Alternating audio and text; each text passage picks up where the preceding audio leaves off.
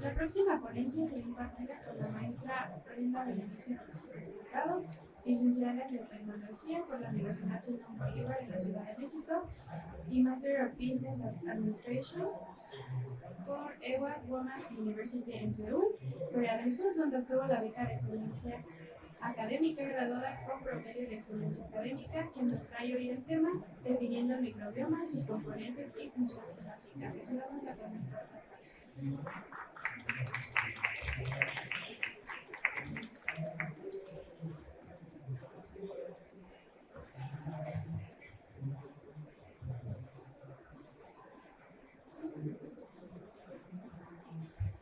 Hola, buenas tardes a todos. Bueno, primero que nada, para mí es un honor estar aquí presente. Quiero darle las gracias a Medical Expo y también a la doctora Salgado Brito por haberme invitado a impartir esta ponencia. Entonces, bien, como dice, yo voy a iniciar esta serie de ponencias, que son 3, en las cuales vamos a hablar sobre el microbioma y su importancia.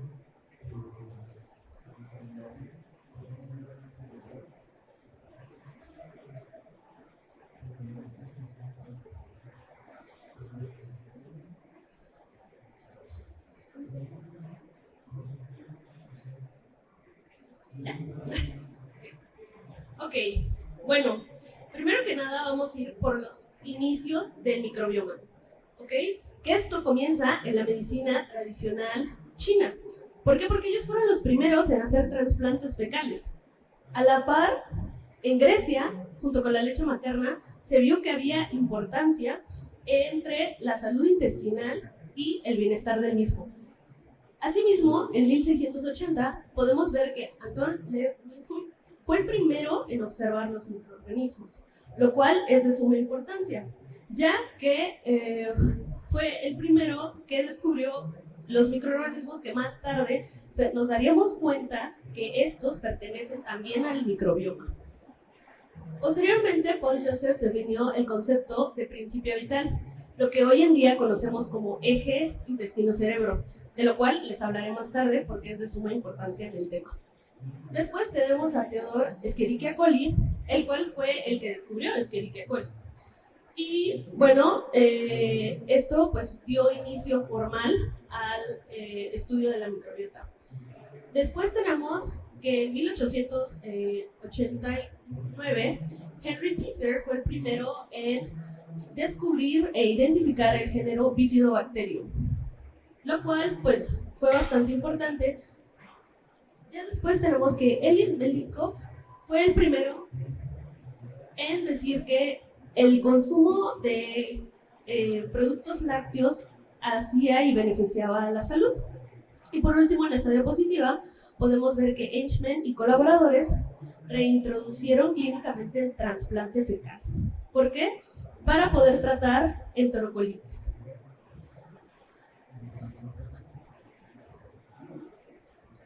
Ok, luego continuando con la línea del estudio de la microbioma, podemos ver que Thomas Wilkins fue el primero en desarrollar técnicas de cultivos de bacterias anaerobios. Esto fue de vital importancia, ya que pues son predominantes en el intestino y representan un avance técnico fundamental. Seguido de Sidney Finn Wolk, que fue el primero en estudiar las bacterias anaerobias y también su importancia en cuanto a la infección. Él también no solamente las estudió, sino que también desarrolló diferentes métodos para poder identificarlas y clasificarlas, lo cual pues determinó y vio que había un papel importante en estas bacterias intestinales. ¿Por qué? Porque fueron inicio del estudio del microbioma en cuanto al síndrome del intestino irritable y de la colitis. Después, en 1998, podemos ver que Michael Gerson escribió The Second Brain, que fue su libro, donde él habla sobre el principio vitae. Esto es importante porque, como ya les mencioné, a esto se le conoce como eje intestino-cerebro. Después de eso, tenemos que se inició el proyecto de Human Microbe Project, junto con el American Blood Project, en los cuales podemos ver que se llevaron diferentes técnicas para poder secuenciar y estudiar las ómicas. Sí sabemos lo que son las ómicas, todos los estudios de proteómicas, metabólica, todo eso, lo cual pues dio paso para poder estudiar la metataxonómica, que va a ser la primera técnica de la que les voy a hablar.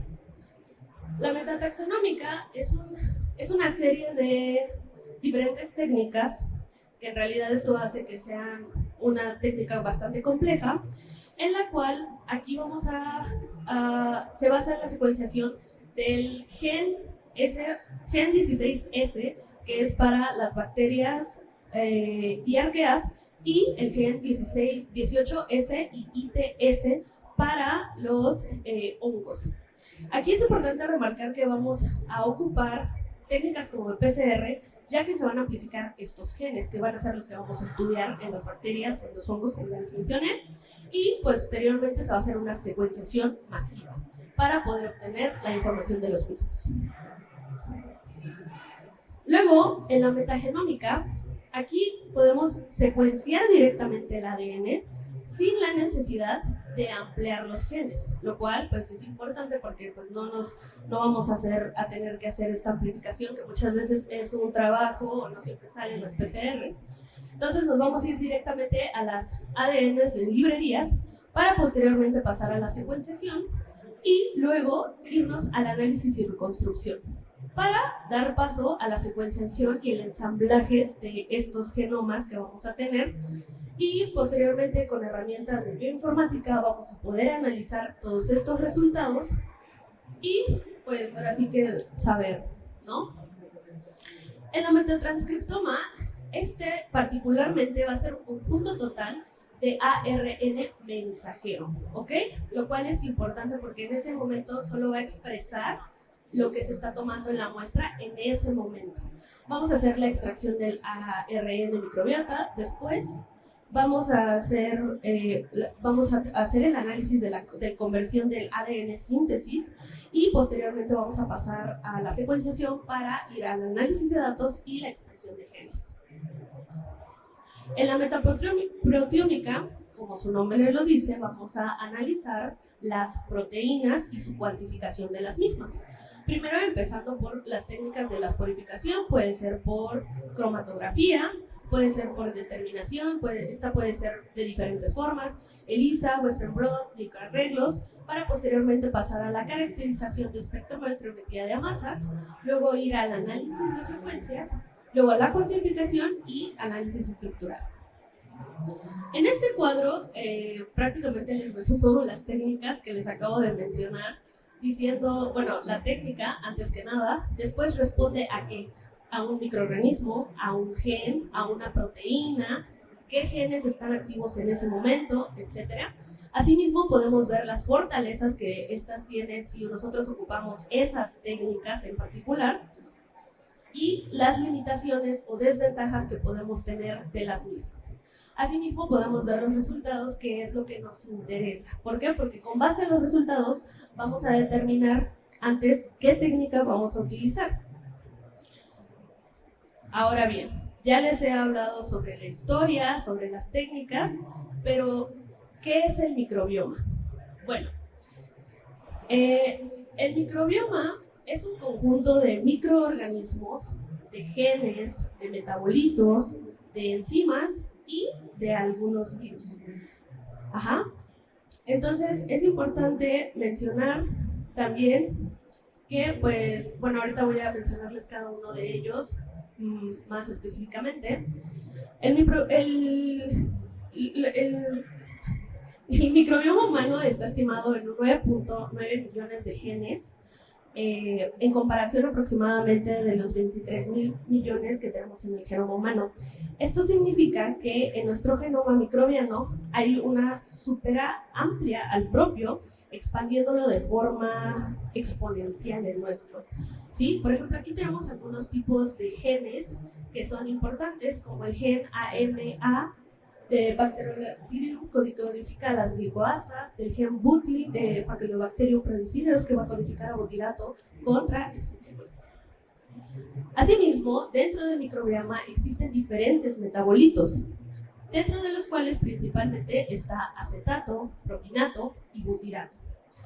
Entre estos mismos podemos ver sus moléculas, sus fuentes, su módula de metabolismo lípido y otras funciones. Cabe mencionar que estos ácidos cortos de cadena grasa son fuentes de energía para los enterocitos, que van a modular su metabolismo lipídico y que a su vez van a ejercer efectos antiinflamatorios e inmunoreguladores. Su producción va a depender directamente de la fermentación de fibras y de compuestos no digeribles. Ahora bien, también tenemos metabolitos que son favorables para la salud.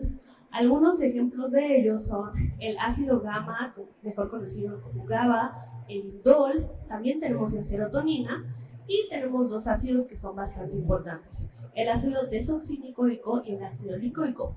Pero ¿qué pasa cuando nosotros tenemos una concentración elevada de estos? Bueno, pues en lugar de beneficiar a la salud, van a afectar a la salud. ¿Por qué? Porque puede introducir hígado graso, fibrosis hepática, cáncer colorectal. Ahora, el microbioma intestinal no solo se va a limitar a las bacterias, como muchas veces se cree hoy en día, sino que también está compuesto por bacterias, arqueobacterias, hongos, protozoarios. Cada uno de estos grupos, que van a tener funciones específicas, van a contribuir a la homeostasis intestinal e inmunoreguladora del metabolismo del huésped. Entonces, en otras palabras, el microbioma está representando la dimensión funcional y genética de la microbiota. Ok, aquí les voy a ir hablando rápidamente cada uno de estos que ya les dije. Entonces, primero, el viroma. El viroma es un conjunto de virus que habitan en el intestino humano, principalmente compuesto por bacteriófagos, fagos, etc. Entre ellos tenemos los anelovirus, los cuales, aunque no son dañinos, como ya lo conocemos, estos sí van a ayudar al sistema inmunológico, ya que lo van a entrenar, por así decirlo. En sus funciones ecológicas tenemos que los fagos van a actuar como arquitectos invisibles. ¿Por qué? Porque estos van a dar paso a la proliferación, manteniendo el equilibrio de la población. Y van a ser capaces, a su vez, de transferir genes, modificando la resistencia al metabolismo.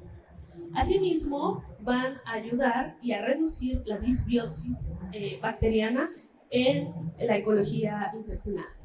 Por otro lado, tenemos las funciones inmunológicas, donde, como ya les había mencionado antes, los anelovirus, estos comensales pues, van a estimular la inmunidad innata sin causar enfermedad, lo cual es bastante importante. ¿Okay?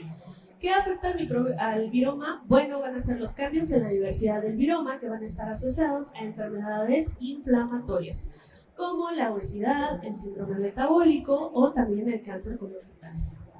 Y por último, pero no menos importante, en esta parte tenemos las terapias que, bueno, van a emerger para poder eliminar a las bacterias multiresistentes sin dañar a la microbiota que es beneficiosa, que es la que nos interesa mantener. Ok, en este esquema de aquí, el viroma intestinal se define como un conjunto de virus que habitan el intestino, como podemos observar aquí. Esto va a incluir principalmente a los bacteriófagos y bueno, estos van a regular la población bacteriana mediante lisis selectiva, que va a actuar como modulador del ecosistema microbiano. La diversidad va a abundar del viroma y se correlacionará con los estados de la salud, pero también se va a relacionar con la disbiosis intestinal. Paseando a los protozoarios y parásitos, bueno, aquí también tenemos comensales que son beneficiosos o neutros. Tal es el caso de Entomobacter coli, que es un protozoario comensal que va a mantener el equilibrio intestinal, va a promover una mayor diversidad microbiana y va a favorecer beneficiosamente a géneros tales como Akkermansia o Faculobacterium. También hay patógenos intestinales que pues no van a ser del todo buenos, ¿verdad? Tal es el caso como de Trinobacter fagalis, que va a causar diarrea, dolor abdominal y que se van a asociar con una menor pues, diversidad microbiana, ¿verdad? Asimismo, tenemos que en el impacto en la microbiota, los protozoarios comensales van a ayudar a promover especies inflamatorias y el equilibrio ecológico. En cambio, los parásitos patógenos van a dañar la barrera intestinal. Esto va a hacer que haya una elevación en la inflamación y va a haber una reducción de la misma. En su importancia inmunológica, bueno, tenemos que los protozoarios comensales van a favorecer la tolerancia inmunológica. ¿Por qué? Pues porque van a estimular a las células T. Ok, en esta fotografía podemos ver que Gromny y colaboradores en el 2024 pues demuestran el impacto de los parásitos en la microbiota. Las infecciones parasitarias generan una reducción en bacterias productoras de butirato, tales como Roseburia o Faecalibacterium, y va a haber el aumento de bacterias proinflamatorias. Esta disbiosis va a alterar la homeostasis intestinal y va a incrementar la permeabilidad epitelial y perpetua en inflamaciones crónicas. ¿Esto qué quiere decir? Bueno, que en resumen, los parásitos no solo van a causar daño al epitelio directamente, sino que también van a reprogramar la ecología intestinal, favoreciendo a un entorno inflamatorio sostenido. Y bueno, en esta misma investigación se ve que la visión de bidireccional entre la microbiota y los parásitos, bueno, van a alterar la composición microbiana y también la misma microbiota va a determinar cuánto pueden colonizar los parásitos en el intestino. Una microbiota, por ejemplo, rica en Akkermansia, Municipa o Bifidobacterium longum, va a impedir esta adición a establecimientos de protozoarios patógenos o parásitos, mientras que la pérdida de los mismos pues, va a facilitar la infección de ellos. ¿Esto qué quiere decir? Que bueno, pues en un equilibrio si se define que el huésped va a mantener una simbiosis protectora o va a evolucionar hacia una disbiosis patógena. Por lo tanto, pues la comprensión de estas interacciones va a ser esencial para desarrollar estrategias terapeutas y poder tratarlo. En cuanto a los hongos, bueno, tenemos que la micobiota tiene diversos especies y géneros, pero aquí nos vamos a centrar principalmente en dos, que son Candida albicans y Saccharomyces boulardii. Bueno, su función general de la micobiota es que va a cumplir con funciones esenciales como modular la respuesta inmunológica. Y asimismo nos va a ayudar al equilibrio de inflamación y tolerancia y va a fortalecer la barrera. Por un lado tenemos que Candida albicans, bueno, es una levadura que va a compensar y va a regular inmunológicamente en el exceso y se va a comportar como patógeno oportunista si está asociado a enfermedades inflamatorias. Pero por el otro lado tenemos que Saccharomyces boulardii, bueno, es una levadura que como conocemos está aislada de frutas tropicales como lo es el lichi y el mangostán, que bueno, esta va a competir con los patógenos, ¿no? ¿Por qué? Porque va a estimular a la respuesta a la inmunidad innata. Y bueno, por último, pero no menos importante, tenemos a las arqueobacterias, las cuales, pues bueno, como ya sabemos, son microorganismos procariontes de diferentes bacterias que se van a adaptar a ambientes extremos. Su función ecológica va a ser mantener claves sobre el pH intestinal y esto va a ser mediante la eliminación del hidrógeno. ¿Por qué? Porque estas al estimularse las bacterias fermentadoras, va a evitar la acumulación de gases tóxicos. Es importante aquí remarcar que las arqueas también van a actuar como recicladores, si lo queremos ver así. ¿Por qué? Porque van a desempeñar un papel importante en el ecosistema intestinal. ¿Por qué? Porque cuando nosotros hacemos la consumición del hidrógeno, se va a producir metano, el cual pues va manteniendo un pH estable, evitando la acumulación de compuestos tóxicos. Y bueno, los principales géneros de las arqueas destacan Bifidobacter smithis, que va a regular la fermentación bacteriana al consumir hidrógeno, favoreciendo la producción de ácidos grasos de cadena corta. Y bueno, aquí tenemos los géneros bacterianos que hoy en día pues están reconocidos con los probióticos, que son los más importantes, que son Lactobacillus, Bifidobacterium, Bacillus, pero hoy en día, gracias a todas las técnicas que les hablé anteriormente, también se están estudiando nuevos géneros, que son los probióticos de próxima generación, tales como Akkermansia, Clostridium, Faecalibacterium, Roseburia, son los que van a ser el siguiente nivel de probióticos.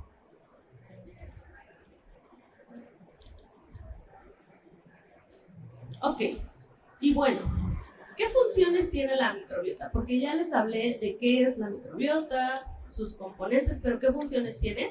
Bueno, principalmente va a integrar la barrera intestinal y también va a hacer la modulación del mantenimiento de la homeostasis intestinal. Asimismo, se va a dividir en tres grandes rubros, que son el sistema inmunológico, sus metabolismos y la comunicación que hay en el eje intestino-cerebro. En el sistema inmunológico podemos ver que estimula, modula el sistema inmunológico, y en la parte de los metabolismos podemos ver que hay la fermentación y transformación de sustratos.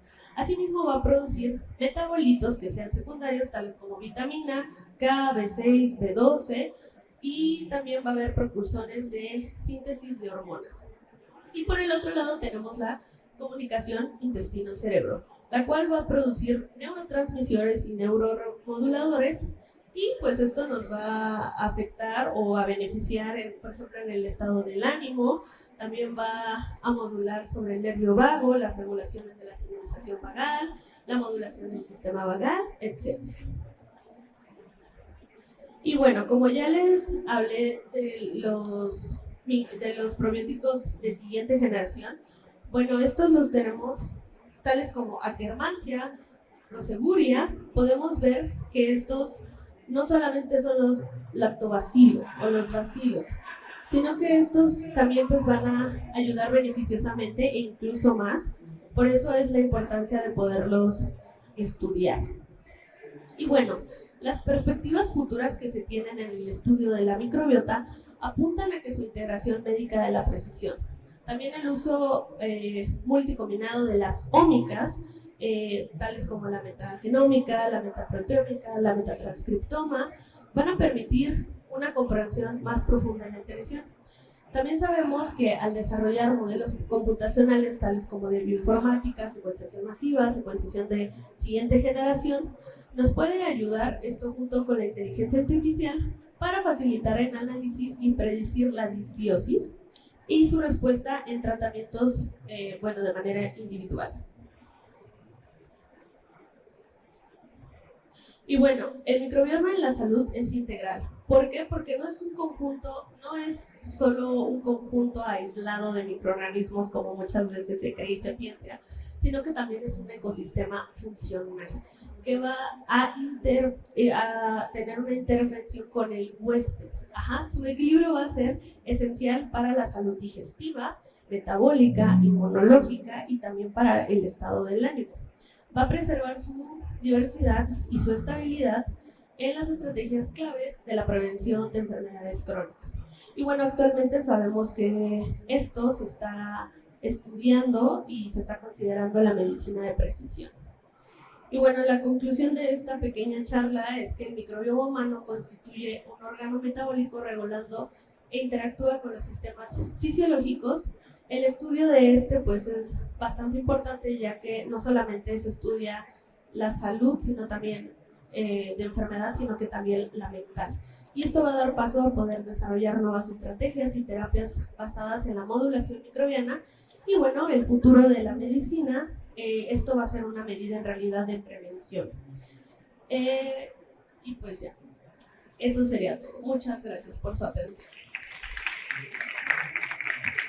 Hacemos el entrega de reconocimiento de la maestra Brenda Meneses.